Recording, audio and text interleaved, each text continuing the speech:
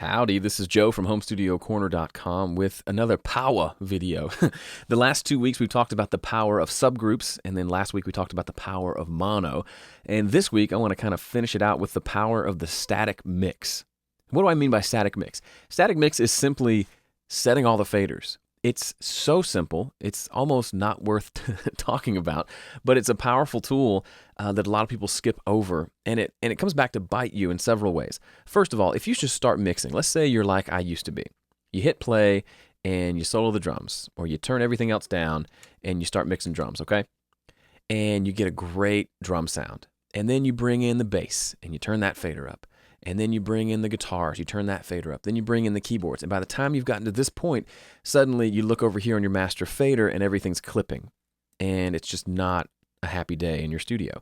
So then you have to go back and you start turning things back down, and that's okay and it kind of works, but then the cool stuff that you had happening doesn't work as well, and now you have to go back and kind of do some more remixing, and you get those sounding good. Okay, we're good. Let's bring in the background vocals. Okay, that's good. Now let's add the lead vocal, right? Bring that up nice and loud. Oh, that's perfect. Let's add some compression to that lead vocal. Ooh, that's sounding good. Oh, crap, I'm clipping my master again. And you play that dance, and it's so frustrating, and it actually wastes a lot of time because you spend a lot of time backpedaling and going back and turning things down and remixing to try to prevent yourself from clipping that master fader. So to avoid that, I would say do a static mix. If for no other reason, that's a great reason to do some sort of a static mix. Another good reason to do a static mix, which means just a basic, just set levels and don't do anything else, no plugins, no anything, is because it allows you to do some sort of a gut mix. I talked about this in my 20-minute mix video. If you haven't seen that, check it out over on YouTube.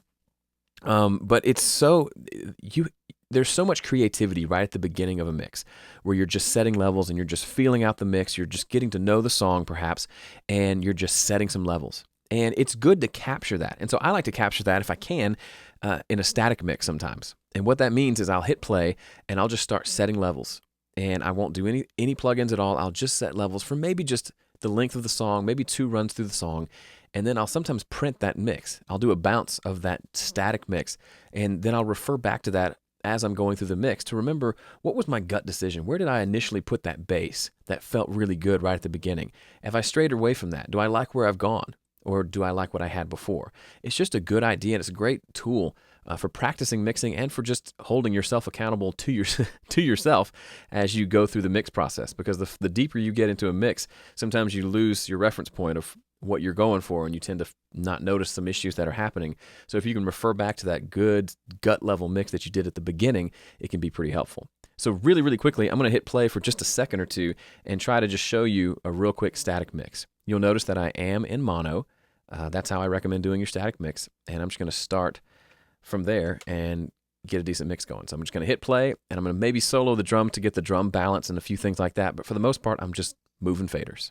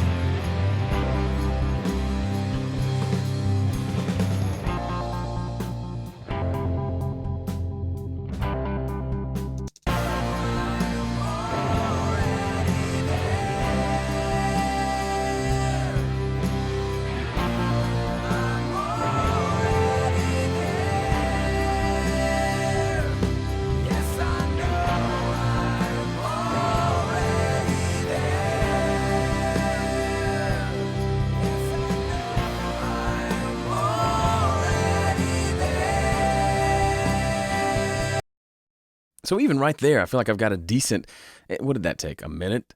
minute and a half, I've got a decent rough mix of what I kind of where I want everything to sit. Now, obviously, this is the very beginning of a mix, but look at the levels. I'm going to turn the volume down so you don't hear anything.